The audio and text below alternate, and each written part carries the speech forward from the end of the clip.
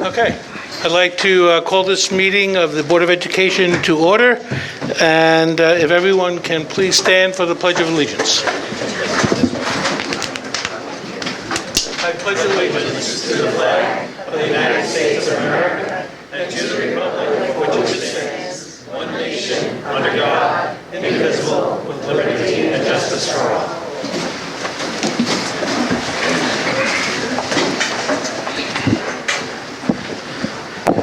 Thank you. We have our emergency exits located on either side in the rear, and follow those signs out to the nearest exit going outside. First, a couple of housekeeping details. A motion for the approval of the financial reports. So moved. And a second. Second. Any discussion? All those in favor? Aye. Opposed? A motion for receipt of the financial reports, please. So moved. Second. Second. Second. Any questions? No. All those in favor? Aye. Opposed? Any correspondence that we have received that is able to be posted is on the table outside. And that brings us to our elementary school students. So, Dr. Johnson? Thank you very much. As we have over the past few months, tried to take advantage of this opportunity to highlight some aspect of our instructional program in the schools. So I'm going to ask Mrs. Bach, if she wouldn't mind, as the principal of the Riverside School, to introduce her staff and some of the students who are here tonight to talk about Little Bits. I think we're going to delegate that to Mr. Sagamini and Mr. Eckert, my fifth grade teacher. Why is our microphone back?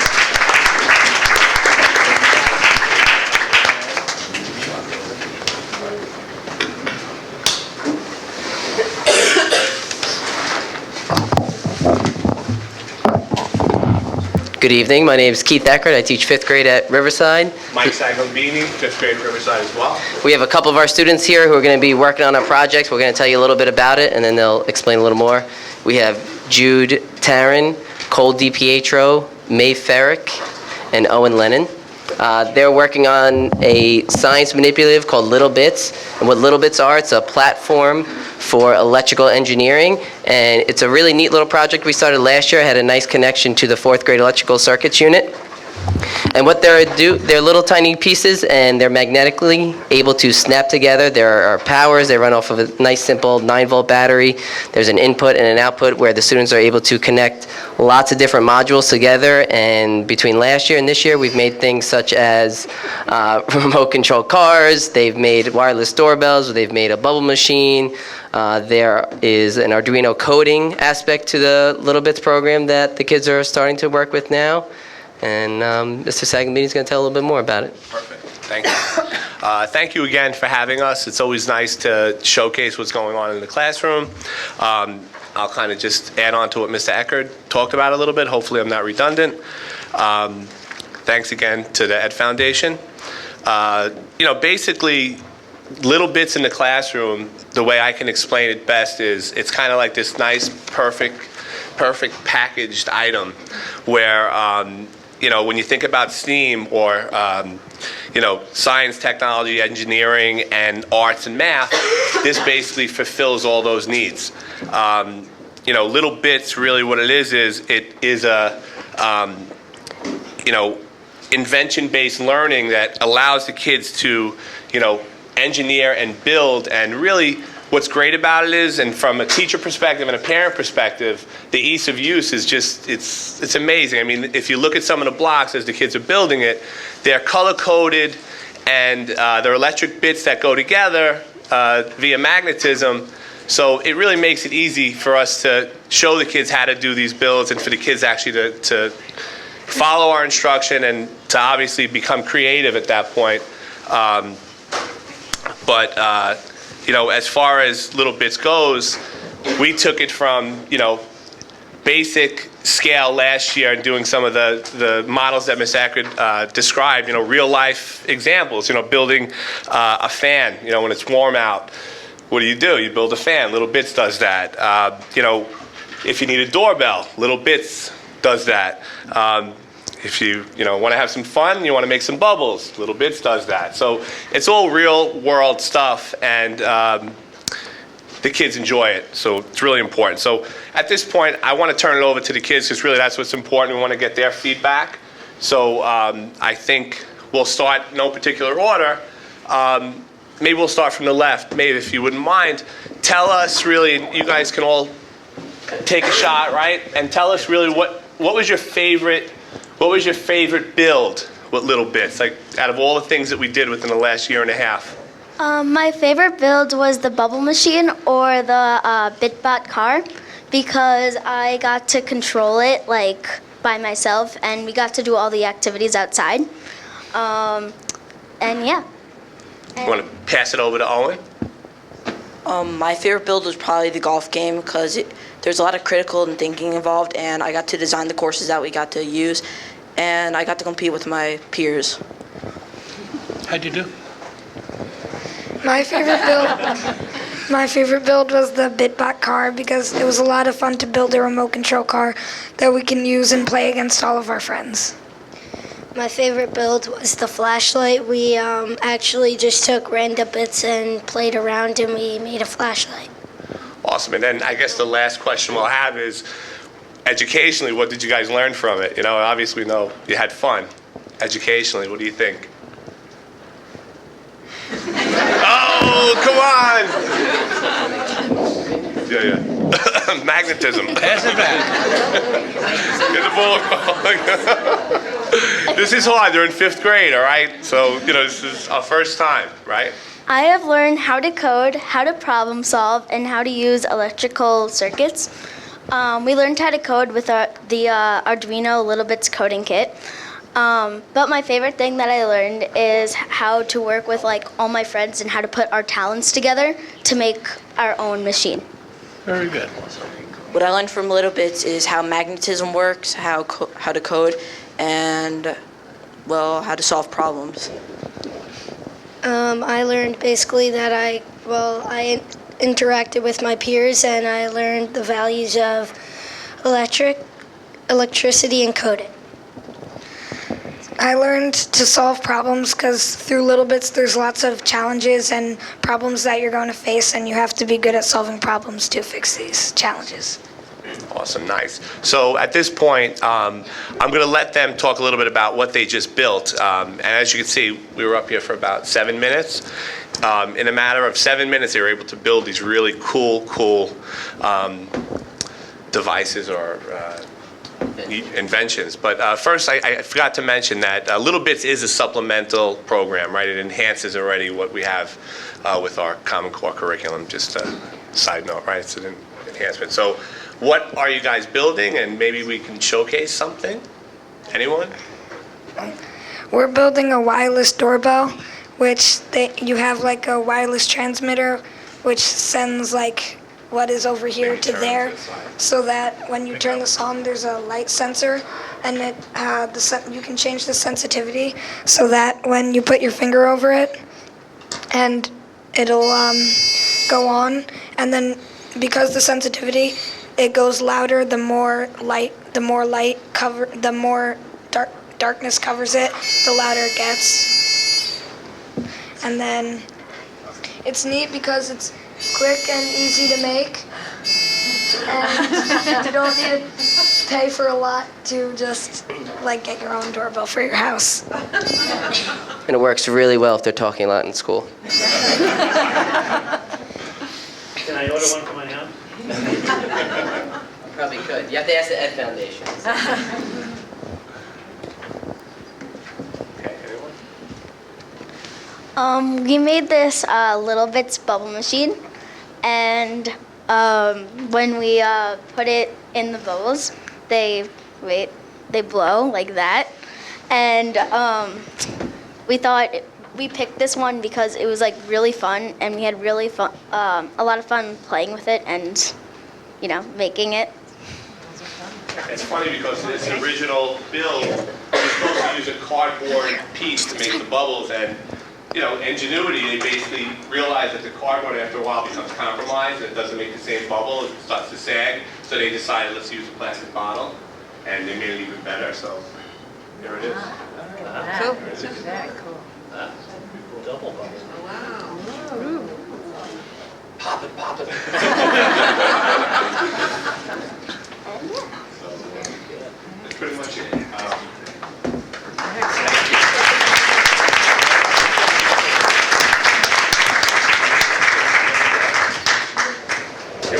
That's one of the deal. I think we have to clean this up, right? Well, you can leave it for us so we can. Yeah, I want to see something. Play with them. Let me see one. Just let me see the flashlight. Wait, before they move it away? Yeah. I want to move to the left here, if you guys would like to look at it. Actually, one of the build magazines that actually, this has some of the more basic buildings. Surface mount parts from here. There's different inputs. So they were working with actually a light sensor before, and that's what was causing the doorbell to ring, was they were actually covering the sensor to create darkness. And They didn't need something apart. No, they come like this. And what's really neat is they have Ease of use. X's to match, and it's magnetic. So you can't do it wrong. Right, right. Okay. And obviously, there's two polar ends where it's magnetism. It will repel if it doesn't go with the same. Were you guys surprised that you like this? Or did you expect to like this? I was really surprised. You were surprised? It was funny because when we came in with these boxes, it was almost like giving them a birthday gift or a present. It was like What is this? exciting for us too. Yeah, it really is. Like little Legos. Electric Legos. Right here. Yep, stay with the project. No, over here. We need it.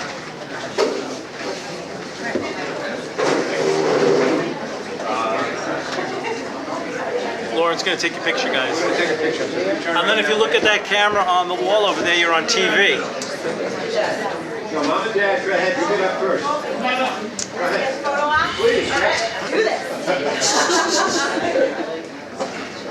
She's got guns.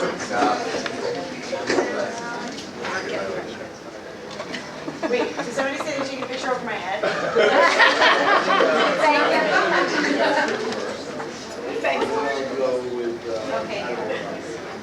Oh, here comes Dan. 1, 2, 3.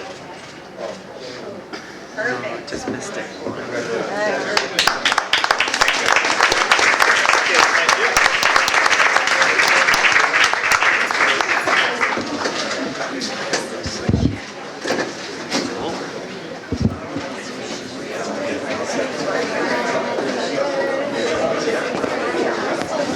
They want to say something? What is that? Happy birthday, Happy Mr. Eckhart. birthday. Should we sing? There's a birthday. Go ahead. Sing. Sing. I'm sorry. Happy birthday. All right. Happy birthday to you. My 21st birthday, I'm really excited. It's Dr. Leahy's birthday also, I just have to say. Happy birthday to you. You don't want to sing? Anybody else have a birthday? Anniversary? Get them all done at once.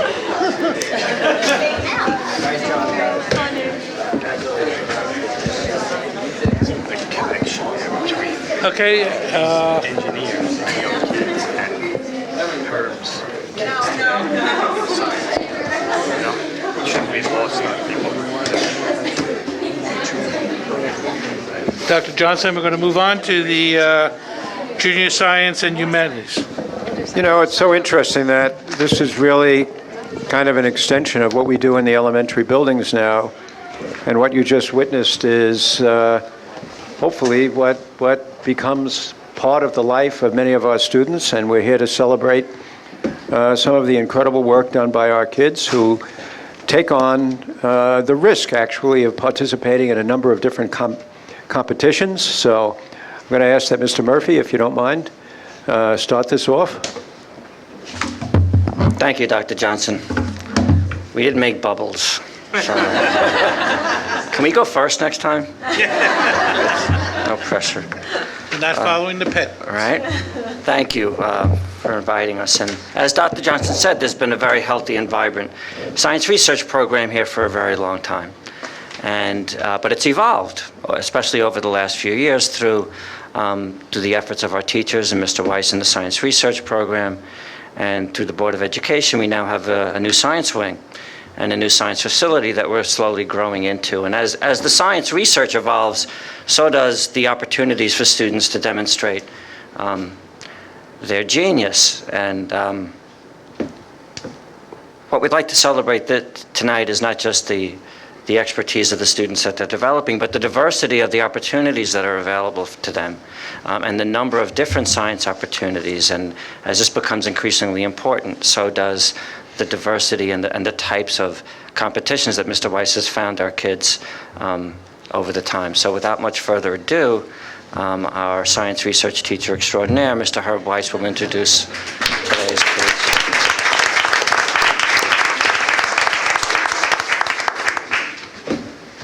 Well, good evening, everybody. Tonight we're going to celebrate some of our kids and what they've done, our students. They've really done some amazing things.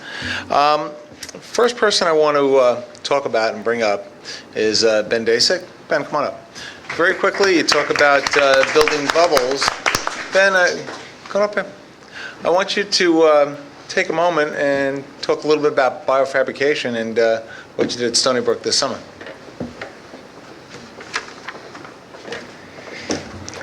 Okay, so at Stony Brook this summer, this right for the mic. You can move it. Okay.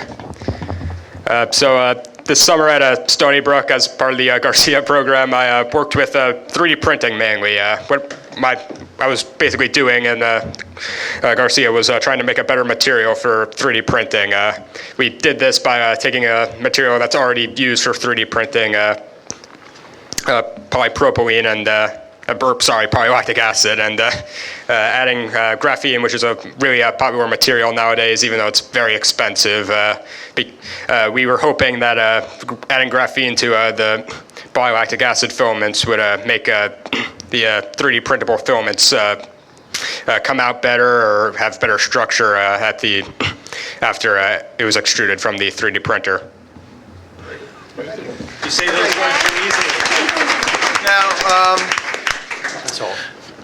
Ben, Julie, and Shaban were all semifinalists for a competition called the Junior Science and Humanities Symposium, and that's a pretty competitive competition where papers are sent in from all over the tri-state, and semifinalists are invited to present their project.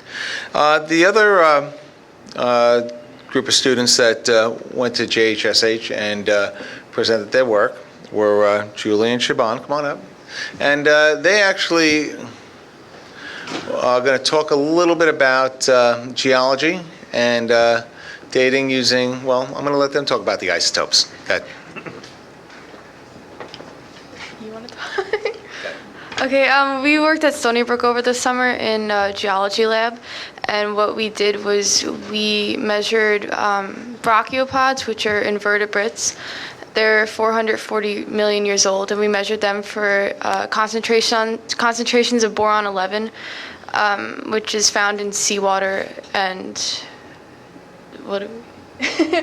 in order to help date them, because that's what the lab does. They look at alternate ways to date organic substances besides using carbon-12, sorry. Anything else? Oh, that's what we did. Very good. And very good. Thank you very much. Now, one of the things that the program at the high school does is it's a classroom without walls. I often say that, in that here we have two projects that were at Stony Brook that in two different labs. This summer, we're actually going to be doing a couple of different things. We're going to be expanding what we do with the science research room, which thank you very much for the room. It's awesome. So what I'm going to try to get, not going to try, we're going to have students coming in 1 or 2 nights a week that don't have the opportunity to go into universities because they're too young. New York State says now that you have to be 16 to go into a lab. So what do we do with some of our 9th and 10th graders? Well, we invite them now to do some projects in-house over the summer. And for those of the students who can get out and are old enough, and we do place a lot of our students, well, we have a lot of awesome places where our students are going, such as RPI, UCLA, Stony Brook, of course, Mount Sinai, and Princeton. That's just to name a few. There's a lot more. What we do, just to give you a really brief overlook to excite our students, is over the course of the year, we take trips. And my students will tell you in the research program some of our favorite places to go. We go to the Museum of Natural History for various lectures, and in another 5 weeks we have the World Science Festival, which is held out in New York City every year through NYU, which I would encourage everybody to look into because it is absolutely fantastic. And we go and we listen and we try to learn and we meet people. Next one I'd like to bring up is going to be, I'm going to skip it a little bit out of order, only because I know one student has to prior engagement. I'm going to talk a little bit about the Columbia Science and Honors Program. And the Columbia Science and Honors Program is one of the hardest programs to get into in the area. Students have to take a very stringent test to get in. And it's rare that we have, or schools have one student get into the Columbia Science and Honors Program. Well, we have 3, which is really amazing. Now, remember that Columbia draws students from New York, New Jersey, Pennsylvania, and Connecticut. And they limit the students to about 150 students. Well, when you think about the percentage that we have, greater than 1% of the kids from this area going to that program, it really speaks volumes about our education here. First, I'm going to call up Peter Weiss. Peter, come on up. Just tell him really quick what it's all about and what you actually do at Columbia Science and Honors.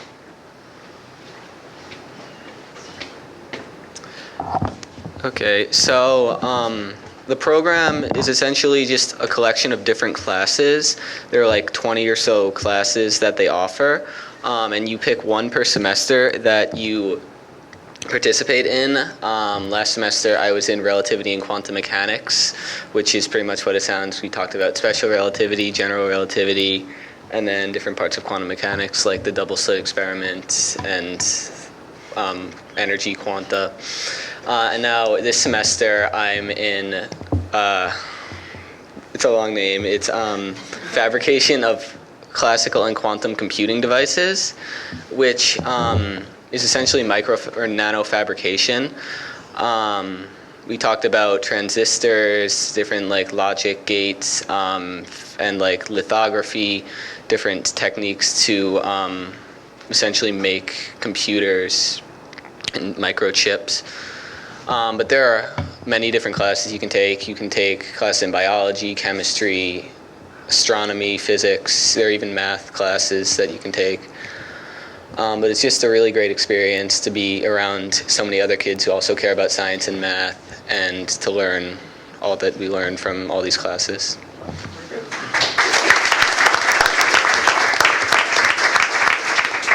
Morley couldn't be with us tonight. I believe he's visiting colleges, but Ariel, come on up.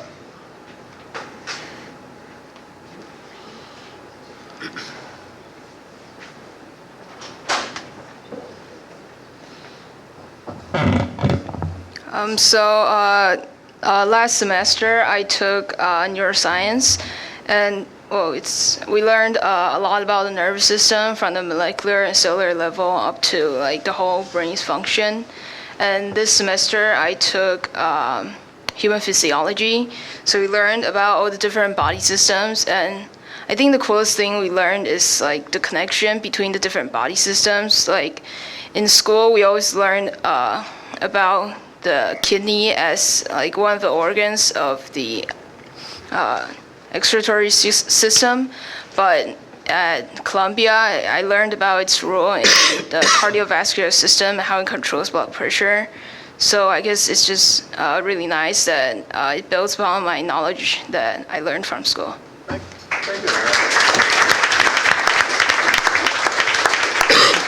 All right, I'm going to go back to the script and talk about the Malloy Science Fair. The Malloy Science Fair, everybody, is one of the biggest on Long Island. Over 500 students actually compete in the Malloy Science Fair.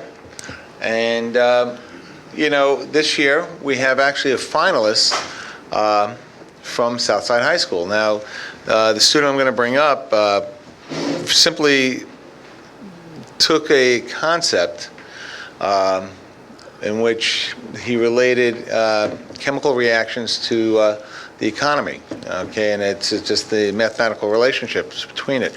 Come on up, Luke. I'm going to let you talk about it.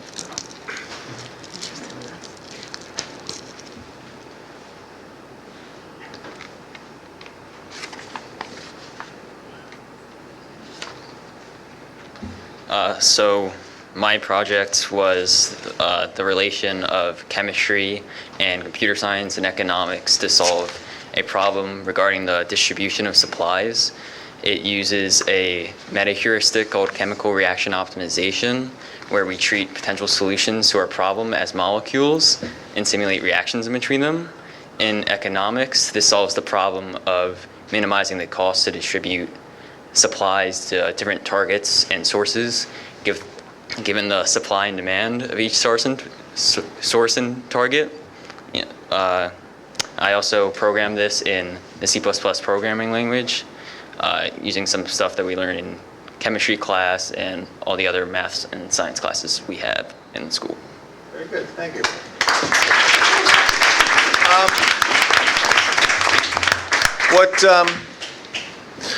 What a lot of people fail to realize sometimes is that the critical and analytical thinking skills that you learn in math and science can be applied to everyday life. And what we just saw is Luke was able to take that application. And especially, well, in the future, I think we're going to be looking at periods of time where we're going to need to be examining things of that sort.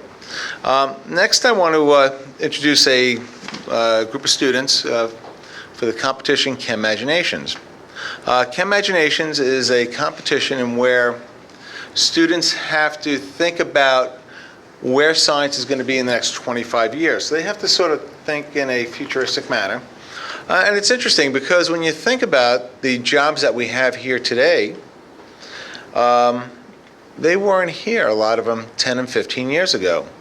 I asked my students to think about the intended and unintended consequences of all the technology.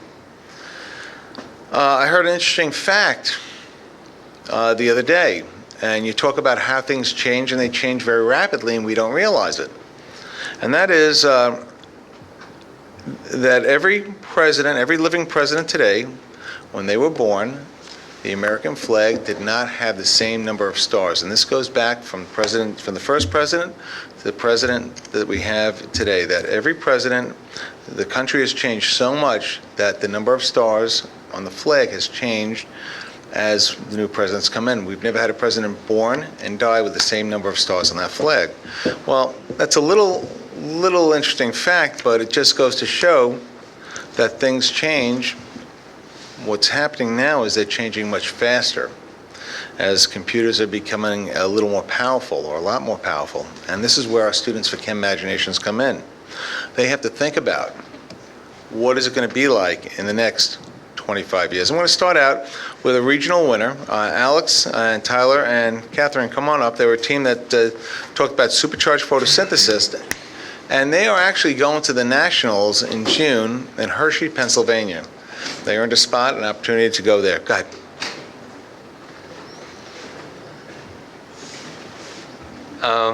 So we did a project on like genetically engineering plants to perform a more efficient form of photosynthesis that allows them to grow faster and more readily, and thus produce more crops and feed more people using like the same amount of land and the same amount of water, just to create better food supply for more impoverished nations and that, yeah. That's very good, thank you.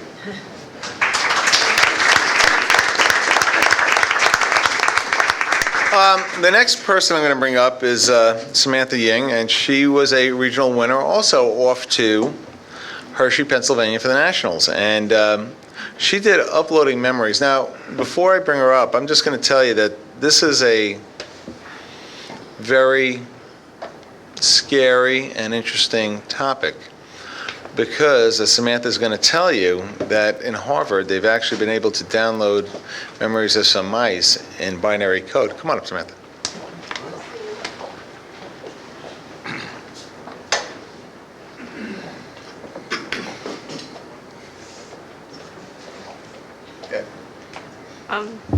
So recently in Harvard, they've been able to, what they did was stimulate specific neurons that they found were connected to specific fear memories. And so they activated these neurons using fiber optic cables, and they genetically engineered the neurons with a protein called channel rhodopsin that stimulates the neuron when it's exposed to blue light. So what they found was that when they turned on this blue light, that the mice showed a form of fear expression. They froze, and this can be applied to humans in the future because people with Alzheimer's, they can't remember stuff that'll prevent them from doing their daily activities. So if we're able to apply this to humans and strengthen the synapses between the neurons, we can maybe cure Alzheimer's. Yeah.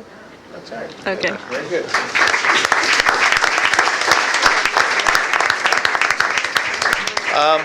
Next person is Emma Suarez. She, come on up. She synthesized, and I thought this was the coolest project out of them all, bioplastics. But go ahead, I'm going to let you take it from here. So the purpose of my project was to find an alternative resource since plastic is so bad for the environment. So through research, I found that you can make bioplastic out of food wastes. So I decided to try out banana peels. So I went through a process and I added some base to make it a stronger plastic, and I let it dry, and then it formed a plastic, and I actually placed seeds in it so that it would phytoremediate the soil and renew it to actually help the environment. Very good. That's exactly it.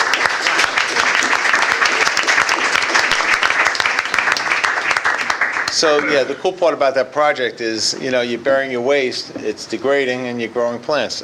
You don't get better than that. Another second place winner at Kim Imaginations was Savesh, Justin, and Katerina. You guys were awesome. They came up with no gas, no wires, no problems.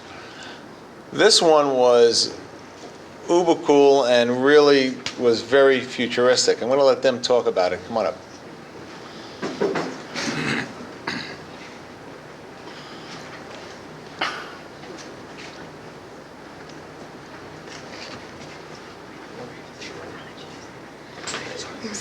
Okay, so for our project, no gas, no wires, no problem, we created wireless charging cars so that as you're driving on the road, your car charges automatically, and this way you didn't have to wait in lines for gas, or I know Tesla has charging stations now in different locations, and you wouldn't have to wait there, it would just charge as you're driving. So I'll let Justin explain how you do that. Well, we use coils underground to transfer electrons from a power station to the bottom of a car where another coil is located. So as the car drives over the set of coils that are on the road, electrons are transferred and energy is put into the battery. So this this leads the electrons through a set of wiring and a set of resistors to make sure the battery doesn't explode. But as you're storing the electrons, more are being gathered from the road, so it's always going to keep your battery, if not at full charge, at most of the way charged, so you can make it to a gas station or a Tesla charging station. I'm going to let Savesh explain the economic side of this.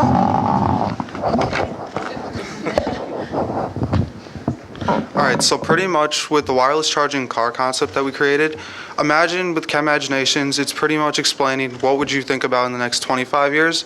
But if you go backtrack and think about 25 years ago, we were living in a time where cars used lots of gas. Oil was pretty much our #1 resource in America. And now, thinking about it, it was a very expensive time. And now everything with cars like Toyota, the FT1 model, they're switching over into hydrogen cells, which replaces the entire gasoline fuel source. And besides that, pretty much everything's switching over from gasoline to electricity. And with the wireless charging car concept, besides like regular electronics, you plug in, plug and play. Imagine wireless charging cars on the road. It's not even a transponder. You just drive smooth, efficient. You might not even have to stop for periods of time. Maybe like a long distance trip from New York to Florida, stops maybe 1 or 2 times, saves time, saves money, and it's fuel efficient. It's all electricity. It's pretty much constantly beaming at the cars, and it's pretty much a cool concept that they have actually been in development already.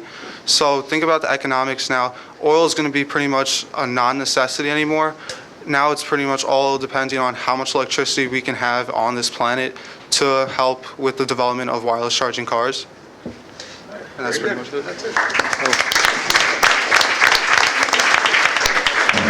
All right, and that's what we've been up to. Now, we also have other competitions that the kids are still involved with that we're still waiting to hear from. And as a matter of fact, we have one this Saturday and this Sunday. And then the Nassau County Science Fair is also coming up on June 4th.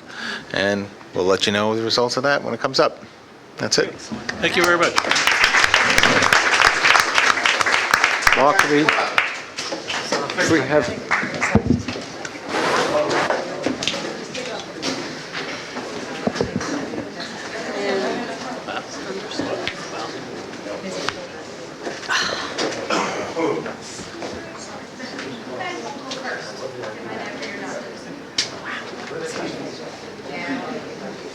Can I ask for my raise now? Because I think I'm doing a heck of a job around here. Mr. Mason, can we talk after this? As long as you get up there. Can you pronounce all those words? I know Sevesh. Bioplastic.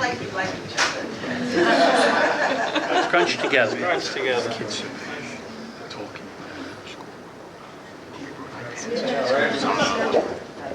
Administration, like she once a month, this other kid, first that kid did. But I told you, this kid, you gotta find this kid. This kid is deep, he's looking for like all those people bring it down. Now I'll just say, it's in 17.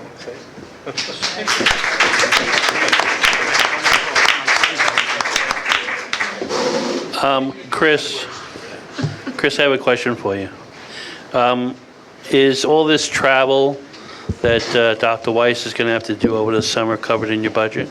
We each year make sure that Mr. Weiss has what he needs, and he always brings donuts to the secretaries as well, which is a great way to make sure that... Looks like he's going to be doing a lot more traveling. Yes, outstanding job, outstanding job. That's outstanding. Thank you.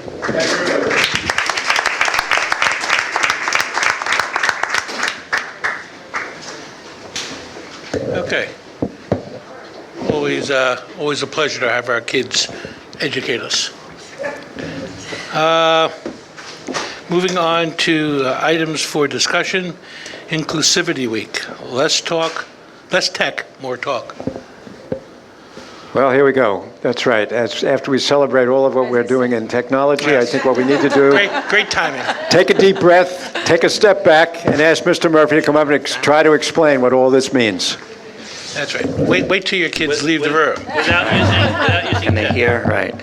As an extension, it's not oppositional to what we just heard. It's actually an extension of it. And I ask you to read the last week's Herald, where another one of our science research students, who is now a doctoral candidate, Carly Roman, they did an extensive piece on her, where her scientific fervor started at Maple Point through an extracurricular activity where they where the Glamour Girls, where a bunch of young ladies from Southside go over and do mani-pedicures to the residents. And it's at that place where she developed a love for older people and wondered about how they think and how they act and how they age, which morphed into work at the University of Pennsylvania and further on to doctoral work, where now she's further doing a postdoc work on gerontology and the science of the aging. It's a form of positive psychology that doesn't look at it as a form of deterioration, but looks at it as a positive. Let's see what they can do rather than accentuate what they can't. Why do I mention that? Because they all have one thing in common. I'd ask you to focus for a second, not on the scientific experiments that you just experienced, but on the students and the way that they were able to articulate those findings. Science is great, and so is technology. And we're very proud of the technological advances that we've made at the district and the innovations and the assets that they provide to education. But they are tools, and you have to start to ask yourself, are we using technology, or is technology using us? In the context of a scientific conversation and the eloquence of our students, you have to look at those communication and those social skills, which are not mutually opposite to technology, but should go hand in hand, because after all, both are geared toward improving the quality of life, both for our students and for us. And I'm not going to make this a gray cloud, right? We're going to go positive psychology for a second, because some of the research is a little intimidating. With the advent of technology and the gifts that it bestows onto us, I think we also have to be careful and use it eloquently. And Dr. Johnson, Mr. Pelliccieri, and I have been having ongoing discussions about that and making sure that we're using it actively and productively. So every once in a while, I think we have to remind ourselves of the social element of education. There are two groups in the high school. One is the No Place for Hate Committee, which is working in cooperation with the Anti-Defamation League to talk about the social fabric of learning, anti-bullying, inclusiveness, and those conditions that create a more inclusive culture both within the school and the community. A pledge was signed in November, and we did a couple of activities throughout the year. The activities aren't the thing. The discussions that are created as a result of the activity is what we're really looking for. Another group called the Compact or Site-Based Team meets annually with me, teachers, administrators, and parents to talk about ways that we can work on and improve the school. Things have come out of that in the past, like the bond. They were instrumental in working towards that. Academic integrity was an issue one year, recycling. This year we talked about interpersonal communication skills, so these two groups were working hand in hand, but seemed to come fortuitously towards one conclusion that students' communication skills can deteriorate very rapidly if we don't be careful. And it's not uncommon that students grow more and more reluctant as they get older to actively participate in a classroom setting vocally, because they start to become afraid to be wrong all of a sudden, right? You can't shut a second grader up. You can't make an 11th grader talk. So we decided to use this as an initiative in terms of inclusivity, as well as those skills and components that we know we need in order to make the learning community as vibrant as it always has been. And to reinforce that, technology is great, the innovations are wonderful, but they have to come in tandem with a blend of social skills. And I take really exception to they call them soft skills in a lot of the media. I take huge umbrage with that because I think it sends a negative or a subsidiary connotation to the word. I think they're equally important to computational problem solving, mathematical scientific rigor, and writing ability. So what we did this week was, thank you, is celebrated Inclusivity Week. And the day was a series of activities to celebrate that. In the context of our community, we have to start to consider balance. And on Wednesday, we started a little slowly. We started an Inclusivity Week quilt in the main lobby where we asked kids to come up and just write, how do you identify as a person? What are the labels that you use to identify yourself? And started talking. And then announced, both through the principal's newsletter, that Thursday would be called Throwback Thursday this week, or Low Tech Thursday, that for one day we're going to pretend it's 1995. So some of the teachers pretended they were 6 months old. And we conducted classes as if it was 1995, meaning no iPads, no smartboards, no computers for a day, to precipitate the dialogue and the discussions that we know are active parts of learning, not just because of the discussion component, because it's really important to learning. And to precipitate the crisis, right? Make them uncomfortable and see what happens when you can't rely and you're walking by the cafeteria through a sea of screens. And so it was uncomfortable. It was an uncomfortable day, and it was cool. And we'll do it again. We'll do it again, and this time we'll lamp it up. But it's not about the day. It's about the day after, talking about how did that feel. Because the statistics are startling. 50% of students admit to being addicted to their cell phone. 65% of parents say that they've had an argument or a fairly contentious discussion with their adolescent or teenager in the last week over cell phone use. But I don't think it's a glass half empty thing. I think it's a solution that we can solve together. And then we ended the day with a student-faculty basketball game. Again, to celebrate the fabric of getting together and just hanging out and having fun, which will continue tomorrow with the celebration of the club's extracurricular activities and places and spaces that we provide to students to give them a sense of belonging at the high school. So more will be revealed. Fabulous. Thank you. That's great. A basketball game. I'm not going to tell you. It was a tie. It was A tie. A tie? I know. I hate that. I won't tell you who I was rooting for. How's that? But, Can you tell us some of the reactions? Did you get any feedback from the students? it varied widely. I can't explain this. Some of the best discussions occurred in math class. Without a calculator. Yeah, huh? I can't. I'm not going to try to explain that. Yeah. No. Over the next few days, I'm going to start collecting more anecdotal evidence. So, I did also ask the students to try to do without their cell phone for 24 hours. Did you find anybody like shaking on the floor? A lot of kids were uncomfortable.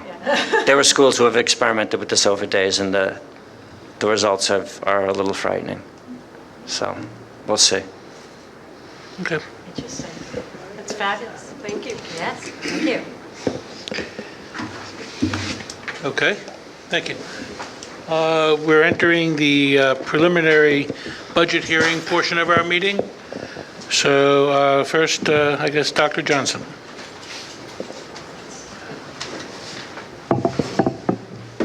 Thank you, Mr. Mason. I'm actually going to just take this opportunity to thank Mr. Bartels for the extensive work that he's done on, again, creating with the Board of Education a budget for this community, which I believe we can all support. We began working with our staff back in November, and with all of us during the open opportunities that we'd have during the month of February and March to discuss it. And really, this is the culminating event that we have that provides the Board of Education and the community an opportunity for that last gasp before we, as a community, must adopt a budget. This is the last time that we can make a change to the budget, if in fact there is any to be made. But I'm going to ask Mr. Bartels, if he would please just take a few moments, summarize some of the more important aspects of it, and then I think we could probably just do the report card at the same time. Can I just do the both concurrently, even though it requires two separate actions? So, Mr. Bartels, if you don't mind. Sure. Thank you, Dr. Johnson. As we've stated in previous meetings, our budget increase is 2.92%, with a tax levy increase of 0.75%, which is under the tax cap. Our tax cap was 0.76% this year, while many people know it as the 2% tax cap. This year, the CPI was 1.26, but due to the way the tax cap formula is calculated, our number turned out to be 0.76% this year. So our tax levy increase will be 0.75%. The reason for the increase in the budget, mostly due to contractual salaries and debt service increases. There are also increases in the employees' retirement system and health insurance. There have also been some large decreases in the contributions that were required for the teachers' retirement system. So those are kind of the major impacts that we had on the budget this year. On the revenue side, one of the reasons we were able to increase 2.9% and then have only a 0.75% tax levy increase is the additional revenues that we've had this year. The largest being the increase in state aid. Most of that increase is due to building aid that we're getting from all the bond projects that we had. We've had increased debt service over the last couple of years with the final debt service increases going in for next year's budget. We are finally going to start to see building aid on those projects, which we haven't seen yet. We can only file for that aid once those projects are completed. So we've been doing that this year, and we'll finish that up. So we'll be getting all of that building aid next year. So there's a very large increase in building aid. Another portion of our revenues that increase are our tuitions from our non-resident students who are in our core and now our RISE programs. So we had a couple $100,000 increase in those tuitions. Those tuitions are based on a formula that's set by the state for any students that come into our district for special education instruction. So that's a large portion of the increase. We also had some increases in some of our other revenues in pilot payments. We get about $1 million, a little over $1 million in pilot payments from a handful of tax-exempt properties, not tax-exempt properties, but properties who have been pulled off tax rolls because they had certain tax incentives from either Nassau County Industrial Development Agency or the Town of Hempstead Industrial Development Agency. The largest income we have from those are actually from the Avalon Bay properties. So each year we're getting a little bit more from the Phase 1 Avalon Bay, and now that Phase 2 is going into effect, we'll begin to get additional payments from that group. When does Phase 2 start? Phase 2 is starting this year. This year? Yeah. This coming year? Yes. They're expecting to have people moving in, I believe, this summer. Okay, thank you. So what some people don't know is that those are monies that we receive as revenues. They're called payments in lieu of taxes. They go to help support the budget, but they're off the tax rolls. After usually about 15 years, these properties then go onto the tax rolls. But what's difficult to understand is the revenue comes in a different way. We actually lose that revenue from the payments in lieu of taxes. Those units go onto the tax rolls. That amount, so for example, Avalon Bay, when they're fully implemented, will be $1 million in payments in lieu of taxes. When that goes onto the tax rolls, that $1 million goes onto the tax rolls as well, but it doesn't go necessarily with Avalon Bay. 80% of it goes to Class 1 homeowners. Avalon Bay is going to go into Class 2. So probably only $100,000 of that $1 million is going to go into Class 2. So when it goes back on the tax rolls, homeowners are going to see an increase in their tax rates, whereas Class 2 will see a small increase in the total amount they have to pay, but because of the large assessment of Avalon Bay, their tax rate will drop, so they'll probably still be the ones seeing the savings, not the Class 1 homeowners. So important to note that. I think a lot of people don't really understand that whole process. So it kind of helps us at the beginning, but then once they go on the tax rolls, it's a big hit to the Class 1 taxpayers. We had a few other increases in revenues. We have health services from other districts. Those are students who attend St. Agnes, who are not from Rockville Center. We provide certain health services, and we're allowed to bill back those districts for various health services provided to St. Agnes. We've also had increases in some of our summer school revenues and our project grade programs. So those are some of the other increases that we've had in the revenues to help support the budget. Last thing I wanted to mention was the impact on the taxpayers is still very early in the process. Unfortunately, we do not get our final assessment numbers and what's something called the adjusted base proportion numbers from the Nassau County Assessor until late in the summer.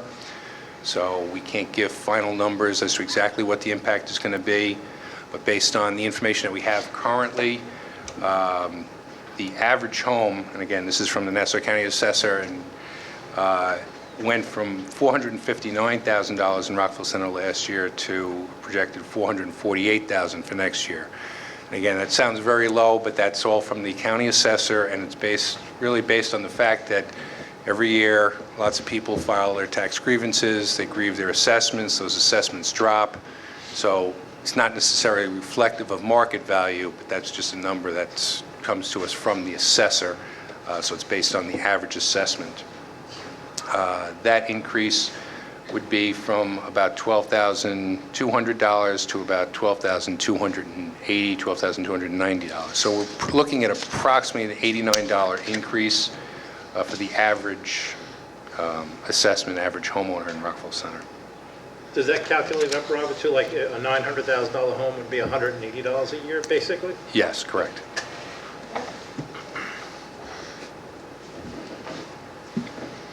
That's really it. Report card? Tax report card. This is something that we're required to file every year. This year it's required to be filed on Monday, this coming Monday, something the board needs to adopt.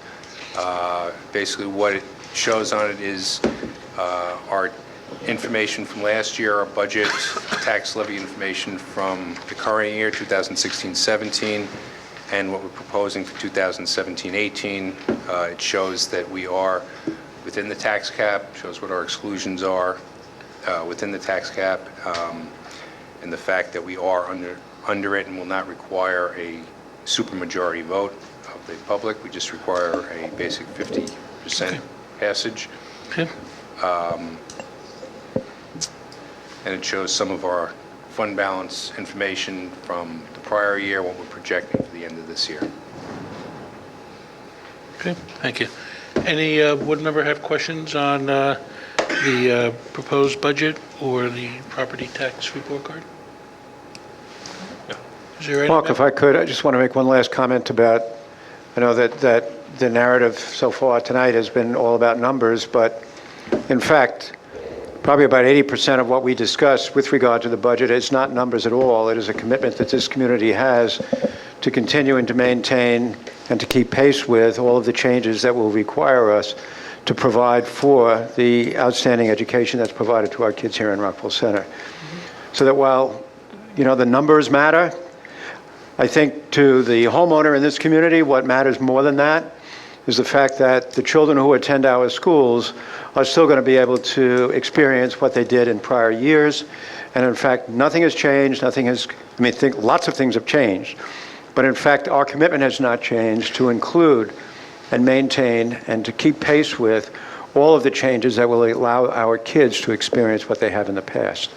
So I think those two pieces, the numbers themselves, but in addition to that, the commitment that we have made to ensure that that occurs, needs to be incorporated into what it is that we are in fact adopting tonight, which is a budget that in fact supports what we believe is the quality education that our kids deserve. Very correct. Is there any member of the public who would like to make a comment only on the budget or the report card? Comments or questions? Questions? Dwayne Fitzgerald, 27 South Lewis. Just in reviewing the budget and the general support categories, I was surprised that there's, I think, something missing. I wanted to ask where it was. This board accepted Dr. Johnson's resignation earlier this year, several months ago, and with him leaving, or at least scheduled to leave next year, albeit many of us in the community would like to see him extended for several years. To replace him is going to cost at least $100,000 to $200,000. And I note in the superintendent's budget, there's not a line item where that would fit in. In personnel services, there's not a line where that would fit in. Have we budgeted for the search costs for Dr. Johnson? First, money has been budgeted mostly through legal, in the legal areas, and the information that we have received from council is that the cost is not going to be near where you believe it will be. It will be much less. Are we not Cost hiring of replacement. Are we not hiring a search firm? Oh, yes, we are. All right, well, any search firm is going to charge a third to 50% of his comp. Well, I cannot say that for sure. We have not interviewed any search firms as of this point. So, but again, from council who has done this, been through this process with many districts over many years, that's not their understanding. Understood, just the legal budget's down 10%. No, but there are a number of different places it shows up in the legal budget. It just seems very odd. It's a known and planned expense that should have a line item. That's all. No, it doesn't have a specific line item.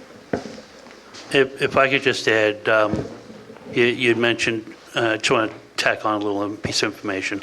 I did ask my fellow board members to consider holding off on the process until after the election to see what trustees are in or on the board at the time. So I'm hoping that happens and we don't have to address it as soon as we're planning to. But I mean, I think they should be able to cover the fees in the legal fees that we've gone over, if they stay within reason, of course. Many of us agree with you. Thank you. It was also my understanding that the cost would be very significant. No, we have, in our conversations with council, it was not anywhere in the number that was indicated just now. No, it was Much lower. No, it was much lower. Yeah. For the adequate enough search. Excuse me? For the one process of it or both processes of it? What's both processes? Search for the firm, then search for the superintendent. It was inclusive. I understand. When we sat down with council, he gave us numbers. It was nowhere near those numbers. In fact, We're getting into an area where this is not part of. This is the public's I right understand to this. know how much money we'll spend on any process the school district I goes understand it is. I'm just cautioning. It's on my everybody. list also, so I'll get to it in a minute, trustee.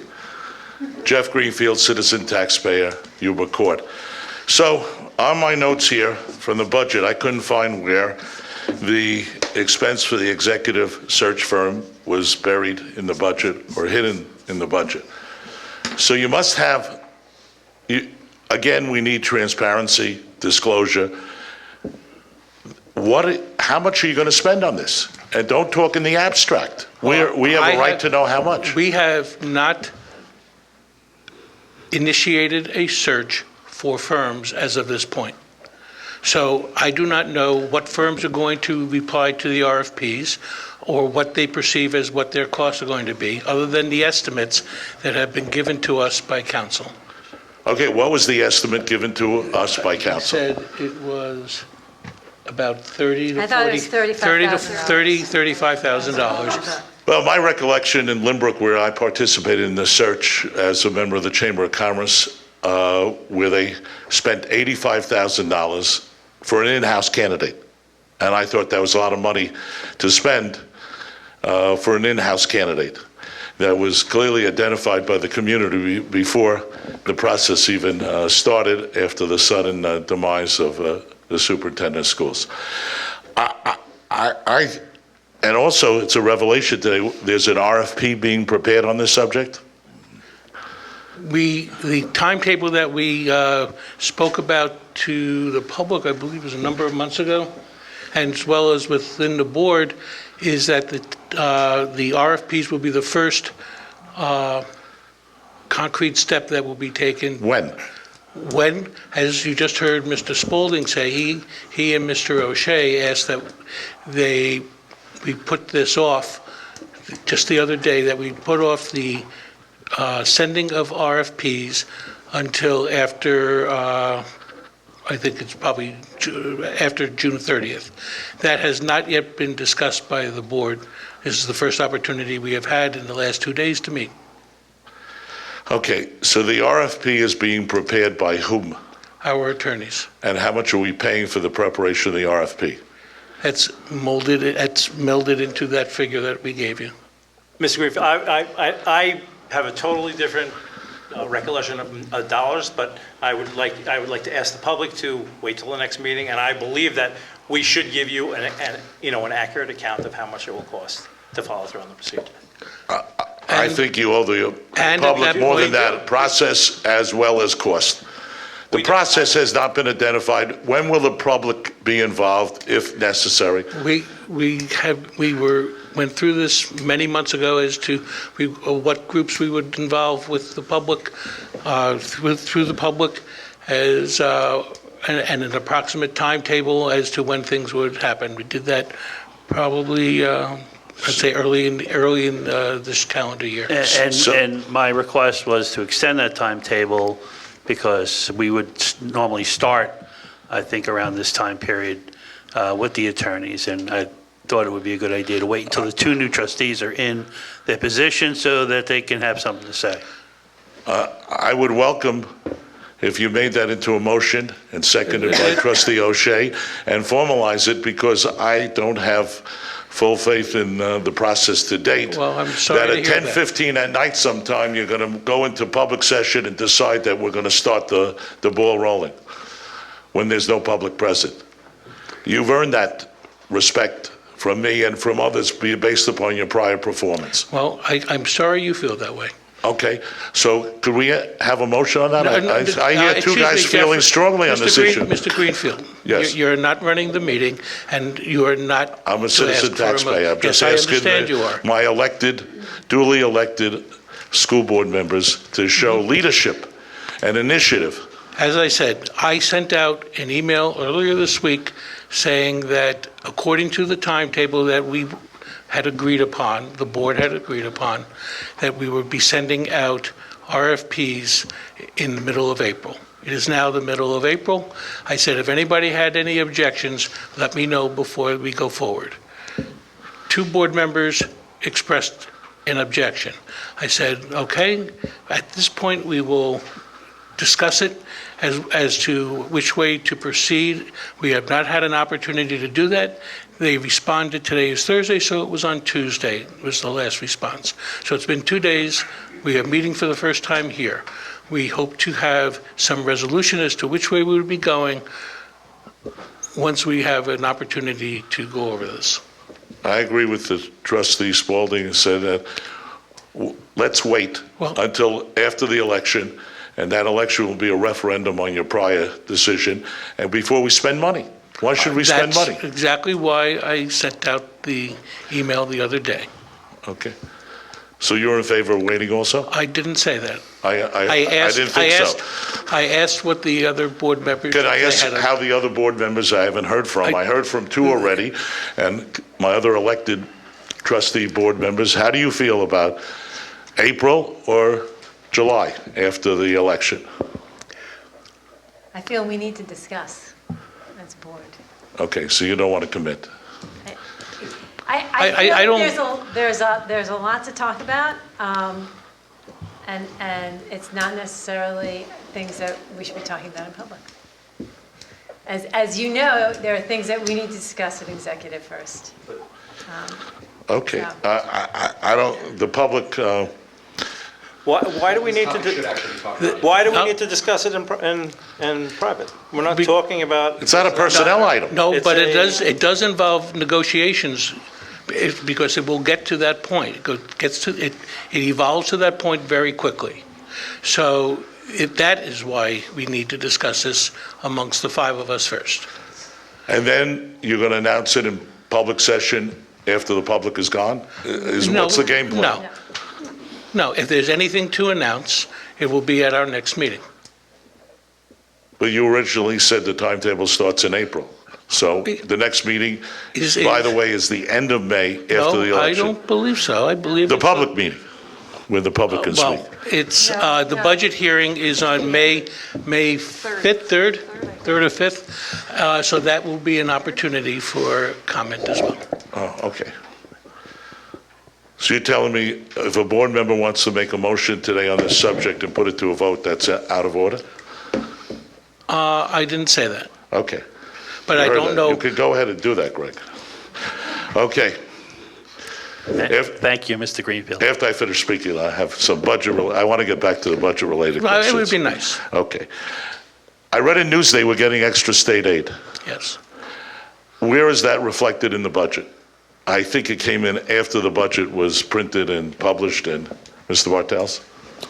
Yeah, with the new budget from the state that was passed, the only change was about $50,000 more, which is not any significant change. That's bupkis. Exactly. So the bigger concern we have is the language in there that they could make mid-year cuts, which we don't know what that would be. That kind of put us on notice that should there be federal cuts to... I thought I read we were getting like $700,000 according to Newsday. It's an if. With conditions, that they can take it back. But that's not for us. That's not. Right. No, we Well, weren't, we already doing had that, a no. large projection in there. That's reflected. We have an increase of almost $1.7 million in state aid for next year. Okay. So everything but $50,000 is in the budget that you're proposing to pass today? Correct. Okay. All right. We got to have Newsday clarify that. Okay, debt service. This is the first year that debt service for this project is fully in, right?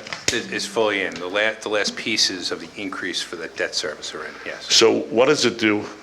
It was hard to follow last year to this year. What does it do for the debt service increase from prior budget to this current budget?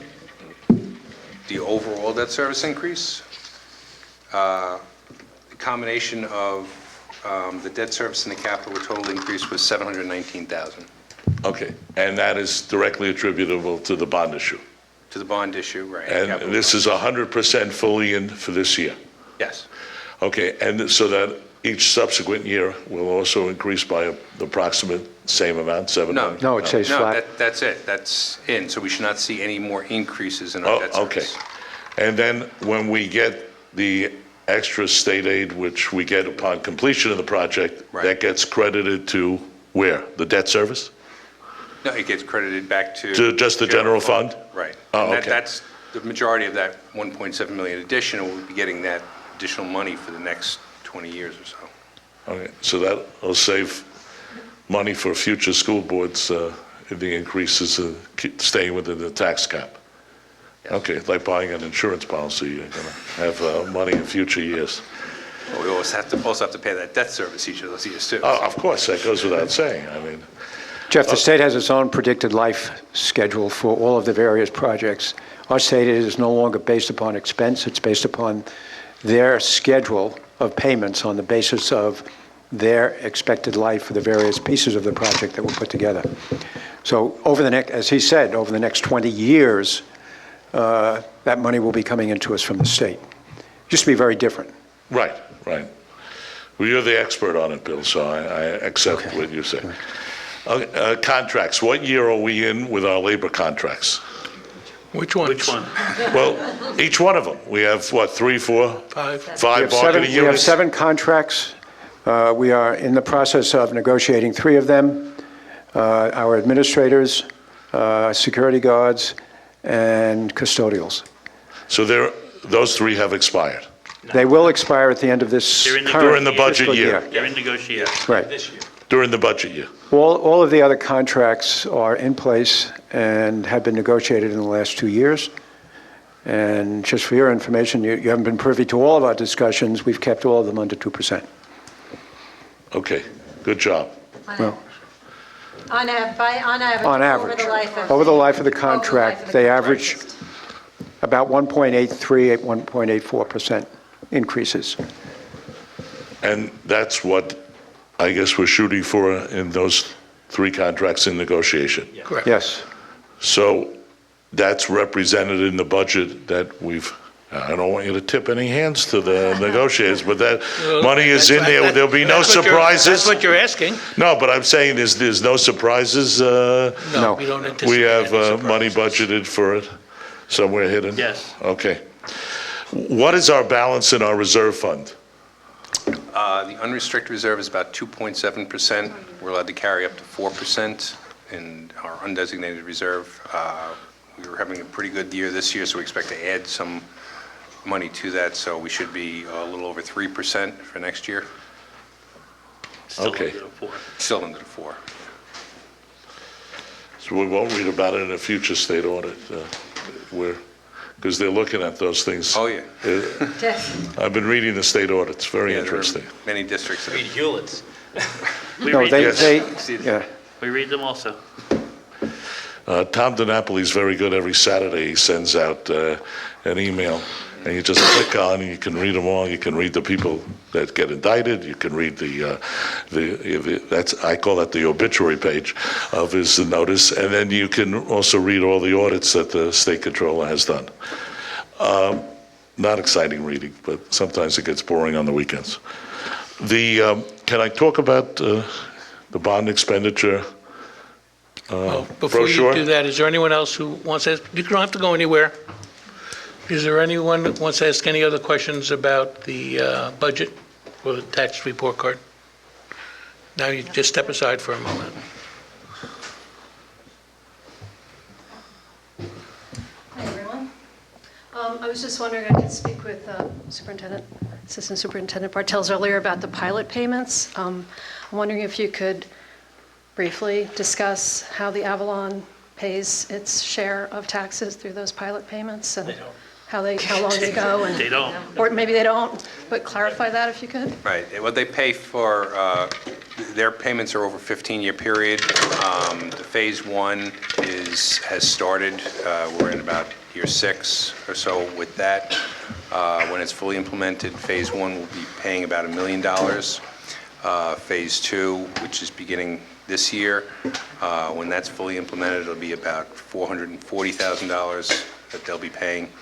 And as I explained earlier. And that's to the school district or to the village? That's that's the total amount that comes from them. The majority of that goes to the schools. Okay. There's a small portion of that goes to the village. And that's for the Avalon First Development or the? Well, the first development is Just the about $1 first million. development. The second one is about $440,000. Okay. Again, when they're fully implemented, right now they're probably, Phase 2 hasn't started yet. Phase 1 is around $400,000 or $500,000. Okay. So about halfway there. So they slowly go up. Okay. And how long will those payments go on? They go for a total of 15 years. Okay. As I explained earlier, when they come off, or after that time, they go on to that money disappears. Right. Their assessment goes onto the tax rolls, but the $1 million then gets spread out differently over the rest of the taxpayers. Okay. So is that a tax, would you say? Are they paying taxes? They're paying payment. I know, so. Oh, they're called payments in lieu of taxes. Right. So and when that period is over, then the assessments go to single family and has a different property tax assessment? Correct. Okay. Okay. Yep. Anybody else have questions about that pilot? Okay, thank you.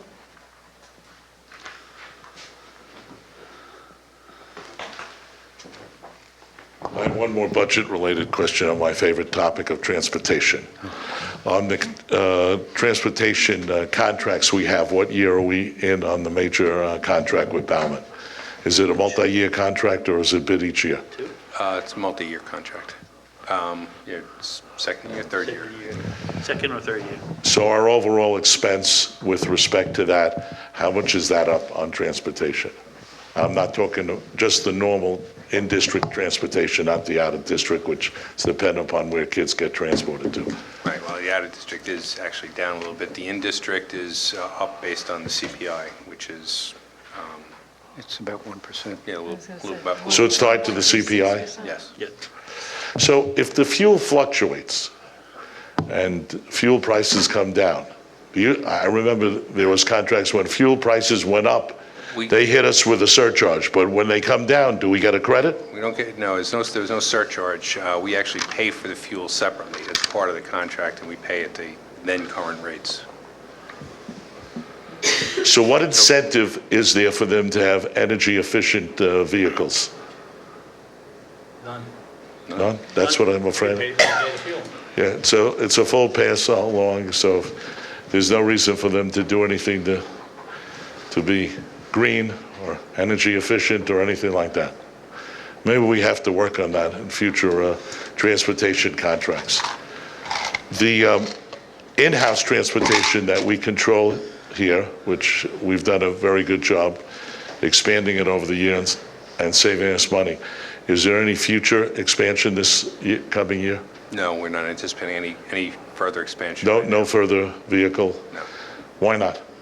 It seemed to me that every time we added another piece of rolling stock, we save money. It's less we have to pay to the shysters that bid, are the only bidders that we have on outside transportation. We feel that based on the routes that we have, that we are saving money on, that there are no other routes at this point that we could pick up to save money. So that's why we really don't have any plans to increase the buses any further. It's also difficult to keep employees, to find the employee that's certified, to keep them, and, you know. Yeah, I mean, we had single routes running, $50,000, $60,000, so it made sense for us to buy a bus, put our own driver on it, and after a couple of years, make back that money very quickly. We don't have any individual routes like that that we can cover that would save us that money. So most of our routes now are coming in less than 20,000, and trying to put 2 or 3 of those routes together are too difficult based on where they go. Jeff, the other thing that we do is we belong to the Nassau County Consortium. And so a lot of the routes that are singletons, in other words, for individual students going to many of our special education schools, are in fact shared with other school districts. Right. And so we bid them collectively through BOCES, and therefore derive benefits. So it wouldn't pay us to own our own vehicle, in fact, provide that transportation, since in fact we derive the same benefit by in fact going out and bidding it as part of the consortium. Okay, thank you. As long as we continue to look at it and evaluate it. Every year. And to try to effectuate savings. Yep, every year. I wanted the brochure. I want to thank you for a very nice effort at disclosure and transparency on this brochure, explaining the results of the bond issue which the taxpayers of the school district voted for, and it explains it very well. I just have a few quick questions on it, but I welcome the opportunity to read up and study up, and a lot of people, I got some, whether you like it or not, people like to talk to me about the school district, especially recently, usually in the diner, or, the firehouse. I have different venues I hold court, and I want you to know there was some positive feedback on this. You can smile, Mark, it's okay, it was positive. Jeffrey, you're standing there, let's go. Okay, so the final school improvement bond amount, okay, is that the amount the voters voted for? Yes. Okay, what was, because there's a few change orders today, so what was the final expenditures to date? To date How much under? or entirely? Entirely is not complete yet. It's not complete, right, that's why I said to date. We still have another probably $1.5 million to $2 million to pay. To pay, and that'll bring us in under? That's all included in those. In that number? Yes. So when it's all said and done, we're going to be? Even. Even? We won't have a few bucks? I have an idea for where you can spend some money. Had plenty of ideas Oh, during. you have ideas? Okay. You're going to have to stand in line. I was going to say, get behind. A lot of ideas out there. Okay. So there were a lot of change orders too. I like that you invested in the emergency generator for the district offices, and I saw the piece of equipment out there. And Did you see the video? there's a video There's on? a video, bond video. Online. There's a bond Oh, the bond video, not the video on the emergency generator. No. I'm sure there's one of those also. There's a bond video, we have pictures of the emergency generator, Oh, okay. if you like the emergency Now, generator. if I get Wi-Fi on JetBlue, I'll watch it. That's where I do most of my exciting reading. The amount in question, the only generator we put in was at the administration building? No. Okay, that's what I was. Over here at the high school. One on, Yeah, I saw one here at the high school, yeah, but that was part of the bond issue, that wasn't here before? it's on the roof. It's on the roof of the. Can't see it. Oh, you can't see, And okay. it's mostly for the refrigeration in the cafeteria. So It's not a full school generator, just Yeah. only a small portion. I don't think you have too much to worry about the power here by virtue of the fact that the line that feeds the water tower also feeds the high school. There's two lines coming, one off of Shepherd, one comes in off of behind Norwood, and it's kind of critical to keep the water running. So I think that you're going to luck out that if it goes down, they'll have to start that line or fix that line first. Yeah, but during happen in Sandy, we lost everything that was in our Well, freezer. Sandy was a little bit unusual Well, this is, circumstances. you know. And that water tower was out of service at that point in time because it was under renovation. So that was not a priority then. But that leads me to the next one is, if you're going to have some extra money and to invest in, and I hate to tell you this as a LIPA trustee, is I would put a generator up by the one school that is in service by Rockville Center. That if you have to pick someplace in the future for a generator, that you should pick Well, COVID. I think our thoughts on the generator wasn't to keep school operational.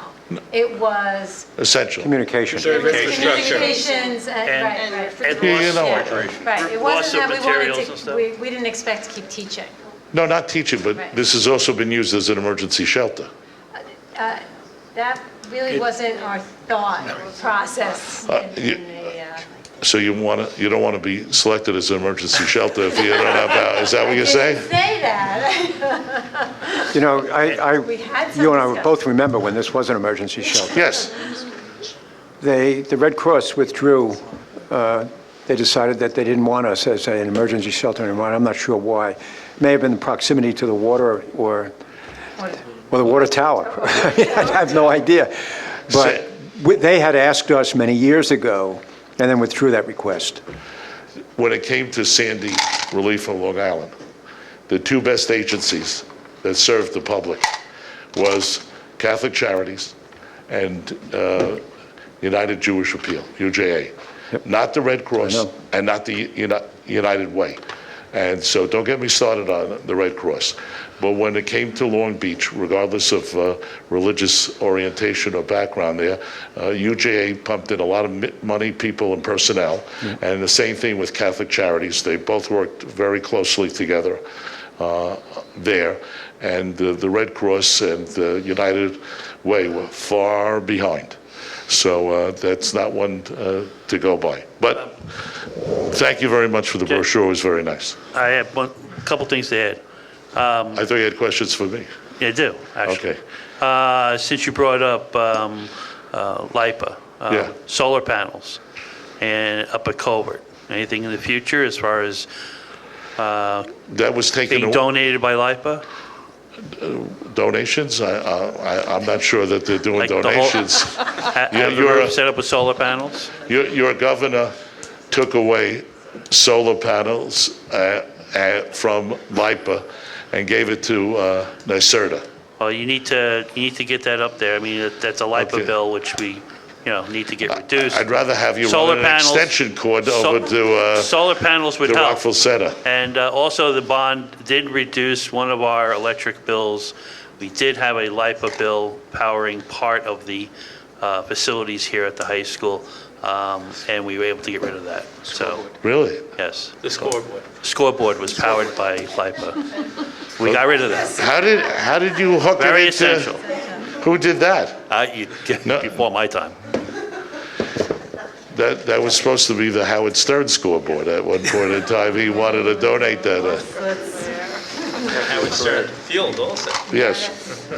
So I'll wait for the next privilege of the floor for other questions, but thank you.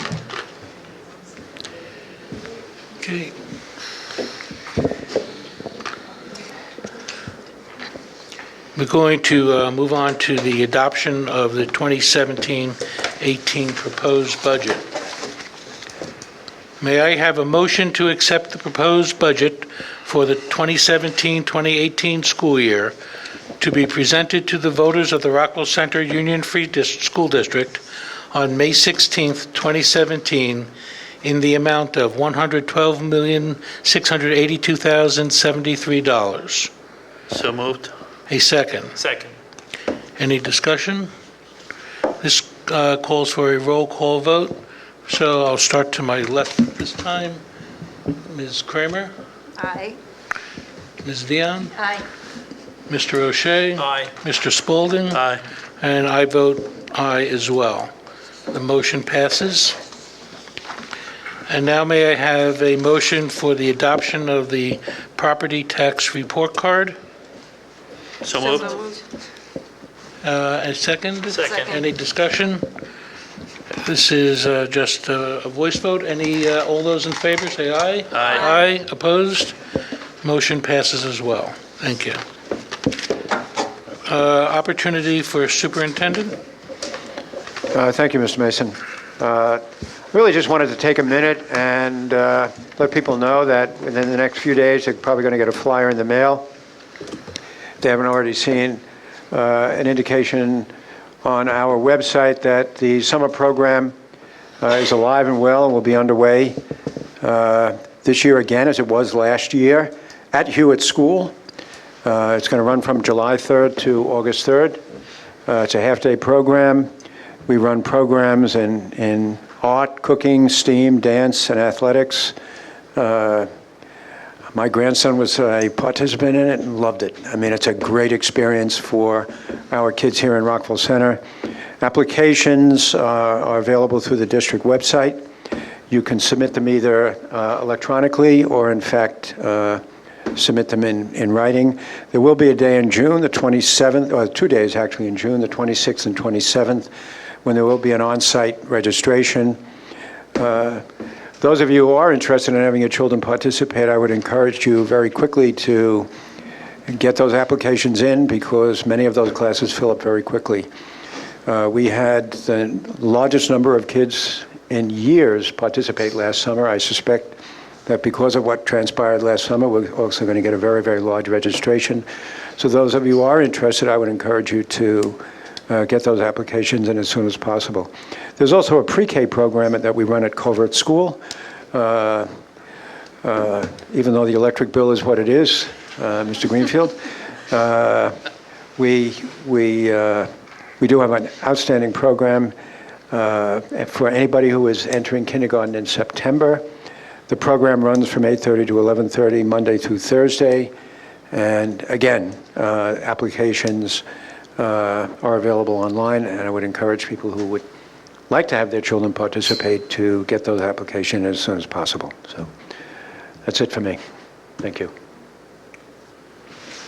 Okay, any board members? Mr. Spaulding? Yes. I'd like to remind people that the high school musical will be, I believe, next week. Thoroughly Modern Millie will be the musical they'll be putting forward. Encourage people to go see it. Should be a very wonderful play. Also like to thank Riverside's Little Bits.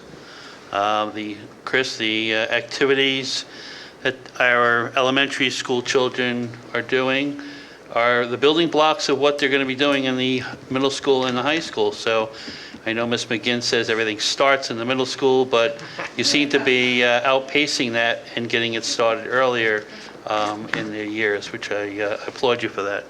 I also congratulate the high school students, the science students. Every year,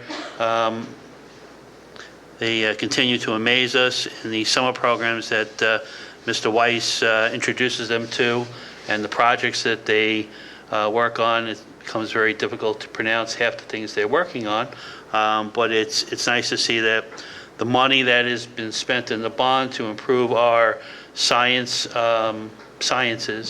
as well as the other aspects of our district, is producing some really nice results. Dr. Johnson, to you and your staff, I just want to thank you for improving our education program over the past, at least this past budget year. I've seen some changes made by your staff members to improve the programs, to improve upon what they're doing, everything from athletics, trying to save, excuse me, save money by introducing, I believe, Lynbrook and Rockville Center as one team for the swim team, as well as East Rockaway and Rockville Center for the wrestling team. It shows that your administrators are following your charge in trying to find ways to continue our programs and to make them better every year, as well as all the new instruction that's going to be happening next year at the high school, and some of the other programs district-wide.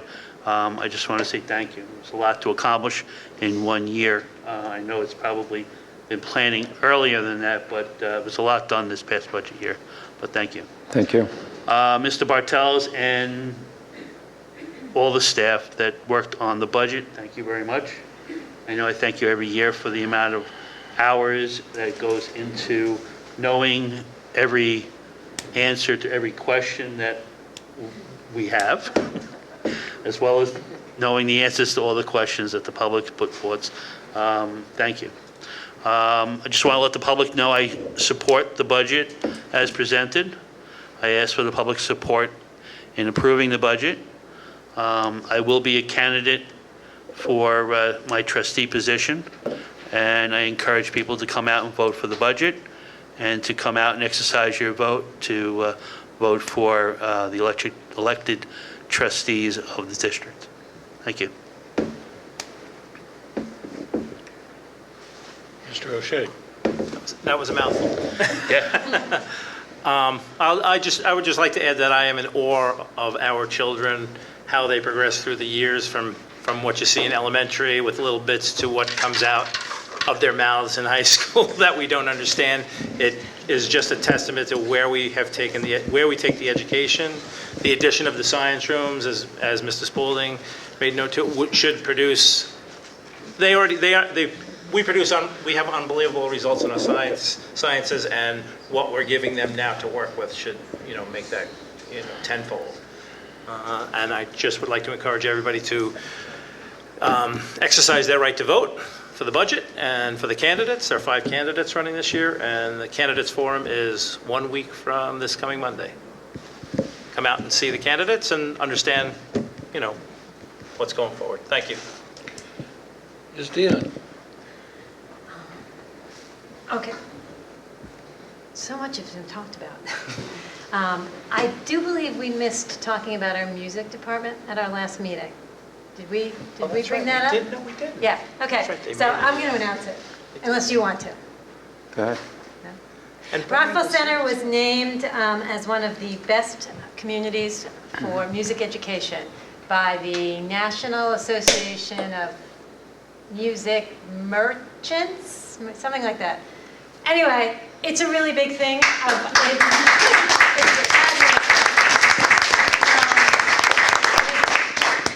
They named 500 communities across the entire nation, and we were one of them. And I think it speaks to, just like our science tonight went from elementary to high school, music and music education is the same way. It doesn't just start in high school.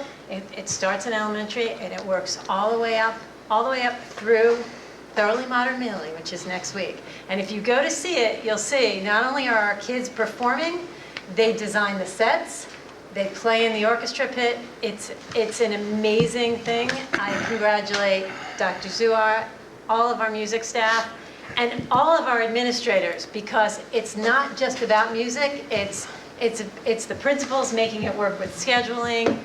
It's Mr. Bartels making sure that there's money in the budget, even if we ask him or not. So congratulations to everyone. Obviously, the budget's the big thing. The budget vote's on the 16th. There are PTA meetings. There was one last night at the high school. There'll be all next week. There's usually 2 board members and somebody from administration. So if you have more questions or you want more information, please feel free to come on by or always email us at BOE@rvcschools.org. Okay. Maida. Just to tag on to everybody talking about the budget vote, which is May 16th, and the fact that there are 2 open positions on the board. There are 5 candidates, and everybody gets 2 votes, and that's very important. Use both your votes. And of course, the library also is part of the vote. I don't have a lot of detail about the library vote, so I'm sorry I can't share that with you, but you do get to vote for the library budget and for their available board positions as well. They're running unopposed. I know, but you vote, but you still vote for them.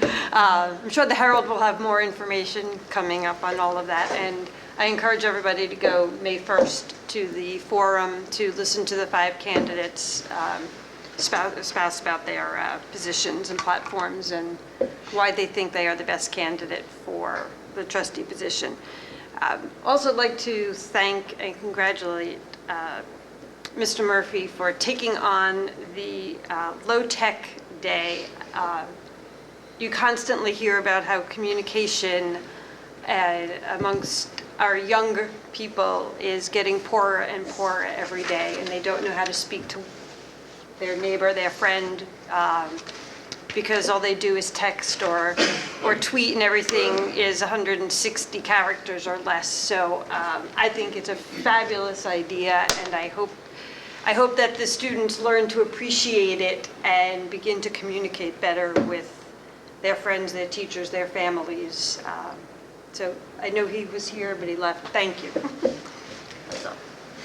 Thank you. Just as it's been said, but the candidates forum is run by the PTA Council, is on May 1st at 7:30 at the middle school, and voting up here at the high school is on May 16th.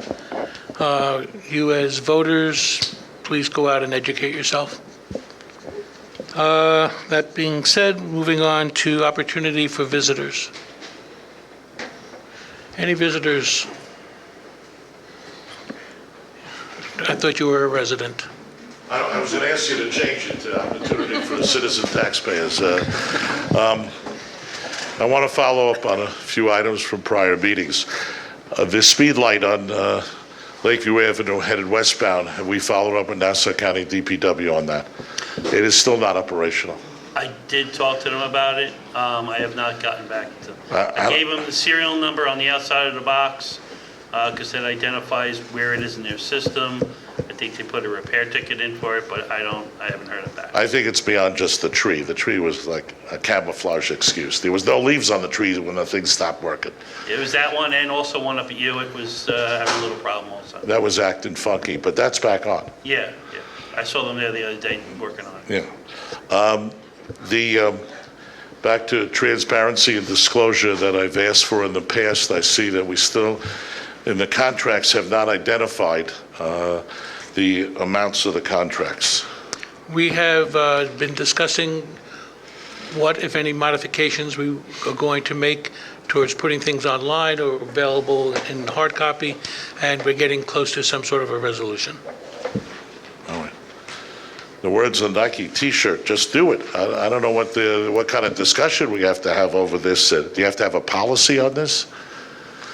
No. Okay, good, because that could take 3 to 4 months, and All right. So what's our timetable? When do you think we'll have do you have to have executive session on this? Well, I would think that certainly by the end of this, I would think by the end of the school year for sure, if not before. Okay. We'll add it to the list for the new school board, I guess. 2 meetings, maybe 3 meetings between now and the end of the year. BOCES, so that I understand this. The BOCES budget vote and the trustee vote, the only people that vote on it is the school board. Correct. So you have three-year terms, so we have three people running unopposed. Correct. We got to teach them how to have a contested election They also. did last time. Oh, they did? Yes. Because Steve Witt, I think they're ready to name a building for him. He's been on They there so haven't long. already. They have already? Oh, I'm sure they're getting ready. You know, they did some good by purchasing Carmen Avenue, right? Yes, I read that. That was a very smart move on their part. Yeah. He also told me that once also. I spoke to him about something, and he let me know what he did. Yes, I didn't say he's a bad choice there, but he must be on about 26 to 30 years. He's no longer a school trustee in, where was he, Hewlett or Woodmere? And, yeah, but he's still on BOCES. And I believe he's... It's only his 19th year. Don't 19th? Oh, okay. I think so. Yeah, all right. 6 terms he's had. The pay is better with BOCES. Oh, okay. Next question I have is, how often do we evaluate our administrators? Which, the board evaluates one administrator. The board only evaluates one, okay. Is that your question? Yeah, I didn't know what the policy is. Okay, yes, one. So I foiled I'm sure you were told when I foil stuff, I foiled the last evaluation for Dr. Johnson. I was surprised it was back to 2013 and 14. Correct. But before you took action on his resignation, shouldn't you have done an evaluation before it came to that point and not have an old evaluation? The evaluation is very good. I mean, he would have won an Olympic medal based upon the scores I saw here. We have, back in, after the last evaluation, which is the one that you have, we had started to come up with new format. We found that the present format was not suitable for what our needs are. It was, we had it for quite a while, and it needed updating. So the board has not pressed Dr. Johnson to submit. He takes the first step in the evaluation. We have not pushed him to present a new one. You made it seem that it was a question of an evaluation as to the reasons, and I think we've indicated all along that it has nothing to do with his evaluation, which has been, as you indicate, has been very good. And I'm not sure you ever fully said what the reasons were, and you hid behind no, personnel. I said that we wanted to modify the evaluation form. So we're Yes, evaluating the evaluations. We wanted to modify the form in the way, and make it more pertinent to the situation. We did not feel that the present form suited our needs any longer. Okay. Now, What is, we've been, I'll say remiss in coming up with a new form. We have contacted New York State School Board Association, as well as others, as to see the tools that are used for evaluating superintendents. We have not yet decided on a format in which to proceed. In the meantime, though, just so it's not, he has not been neglectful in submitting to us his self-evaluation. We just have not given him the tool to do so.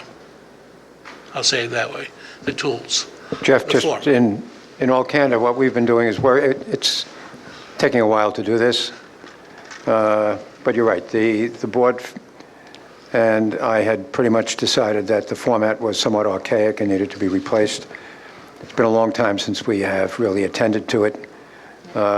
We were both doing research on it, and I would say that in the interest of getting something done, it might be time to revisit it, but nevertheless, we both the board and I agreed that the format needed to be replaced. So we were in the process of doing that. It's taken a lot longer than so we we're not going to have originally. Olympic scores anymore? We may, but yeah, it'll look a little different than it does in that Okay. format. So we're going to add that to the to-do list. It's already there. We've been working on it, we've met and. I guess I should foil the to-do list to see what else we have on the to-do list. It's a long list. That's a full work project for Jackie. Full employment project. Jackie's very efficient anytime. I don't blame I know that. Jackie. She's very efficient anytime I ask her for I anything. know. All right. Thank you very much. Thank you. Anyone else like to come up? Sure. Janet Brunner, 84 Windsor. The last meeting, there was a discussion about teaching Spanish in the elementary schools, and I'm just curious if there was any discussion amongst the board about, I know there was... I think we had said at the last meeting as well. Can I respond to that? Sure. We're not, yeah. Yeah, I thought I was pretty clear that nothing is changing for next year. We are going to continue with the program as you currently know it. Our staffing is exactly the same as it was this year. We will provide exactly the same services. What we are looking at in terms of an examination of the efficacy of the program over time, it's the first year that those kids hit their junior year at Southside High School. We had already underway with Mr. Murphy an examination of taking a look at how well these kids performed in comparison to how well their predecessors had done. So we'll have more information later on, and we may in fact consider some kind of modification. Even though we had a discussion, I had no intention whatsoever of recommending to the board a change for next year, and they are, I believe, in agreement with us that it remain exactly the same. Okay, I just think regardless of even the data, I think we're living in a world where it's important for kids to speak a second language, and data shows that the earlier they learn it, the better for them. So We don't disagree. just something to keep in mind. Thank you very much. We are in absolute agreement with you. One turn and one turn only. Not 2 turns, 3 turns, or 5. It's early yet. Really? But this is a quick follow-up. So recently, there was a superintendent of schools in, I think, Westbury, and it was widely publicized the day after the superintendent of schools tendered, or her resignation, in the vote of the school board, and it was recorded. But I'm searching back in the minutes. I don't see where, with respect to accepting the resignation, where there was a recorded vote, where it listed who voted for what. It wasn't a roll call vote, I don't believe, when we, Yeah. So how come they did that in Westbury? I can't speak to what their policies are. Oh, okay. Can we add to the to-do list a policy on personnel changes? We should have a roll call vote. I think the public has a right to know where their trustees stand with respect to that. On all personnel Future. changes. No, I said You senior said personnel changes. superintendent changes, okay? Or assistant superintendent. Would you add Or that to the? anyone else you want to add? In all due respect, I think it's more critical than the hall monitor or the janitor in the middle school. Certainly would agree. Okay. Provide valuable services. So, not that I'm saying anything against them, they're lovely people, I greet them whenever I come into the building. But I think the public has the right to know what the vote of the school board is. And I was very pleased to see in Westbury, and it came, would you believe it? It came out the very next day, not 6-8 weeks later. The next day, it was in Newsday, it was right away, it was publicized. And they did it late at night also. Are you coming back into public session later tonight? No. Okay. Have a good evening. Thank you. Thank you, Jim. Moving on to items for action. Oh, I did ask. Does anyone else want to come up to the microphone? No. Okay, moving on to items for action and the PAR. You can do this by, you can do this by application. Thank you. Can I have a motion for items A through F? So moved. A, G. No, you don't want G? oh, G, I'm sorry, it was on the bottom. Okay. I said the PAR anyway up at the top, but, okay. A second? Any discussion? I have discussion. E. I've just been critical of everything, of other. This is a good one. This is a great one. $42,200 we're saving. Yes. I just want to make a comment how great that is. We're getting money back. Getting money back. No, we're not getting it back. Change It's order just credited and. credited back. Right. Well, the 30,000 of it is getting back. No, for all the schools? No, but, it's a good thing. I like seeing it. Okay. All those in favor? Aye. Aye, opposed? A motion to return to executive session. Second. Mr. Greenfield, can I talk to you?